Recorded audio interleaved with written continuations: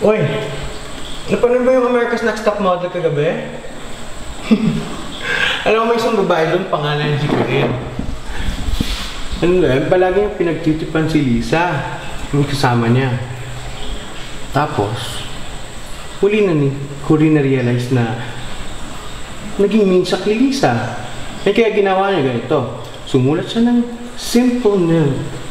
Nakalagay doon, I'm sorry, Lisa. I was mean to. Kaya inilagay yun sa ilalim ng una ni Lisa. And then, alam mo, nang umaga, nabasa ni Lisa. Oh, she's so sweet. We can be friends now. Putang ina, diba? Kaya ako, hindi ako ganun. Hindi ako magpapatawad ng basta-basta lang.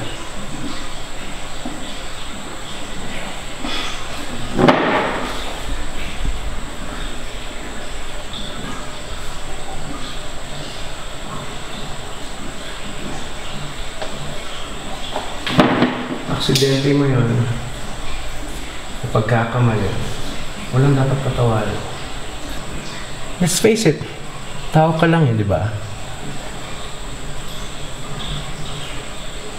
Pero okay lang yun.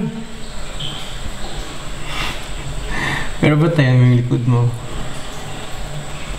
Kasi, kung may pagkakataon, sasaksakin talaga kita.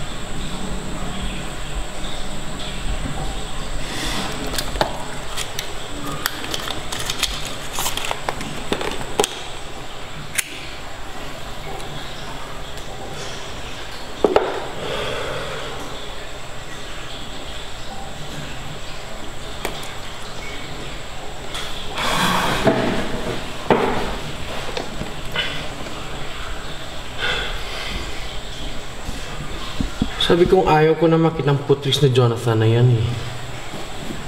Parang vampira. Walang ginawa kundi mga gat ng magagat.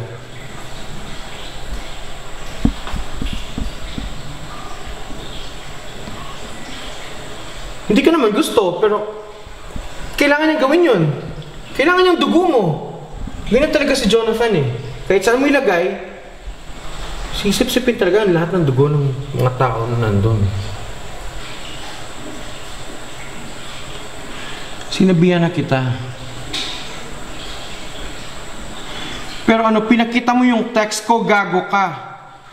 Kahit kailan, hindi ko pinagpupilang magkakaibigan. Pero ikaw, pumili ka. Ano nakasimple? Ano akala mo? Hindi ka nga nag-sorry sa akin. Hindi mo nga alam na alam ko.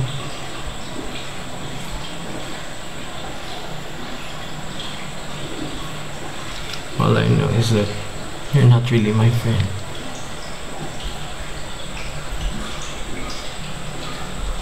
I don't hate you.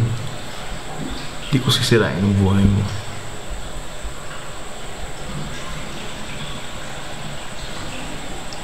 Kapatawaran na natitira sa akin.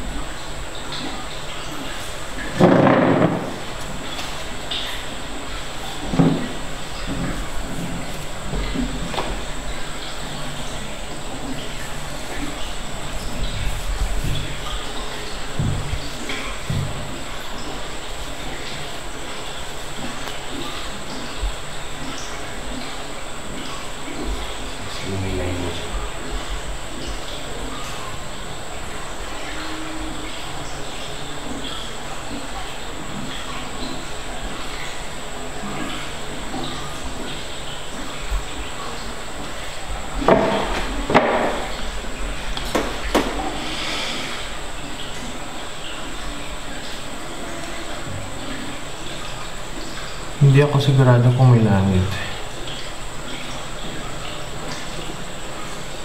Pero sigurado ko na walang impyerno. Kaya hindi kita patatawarin.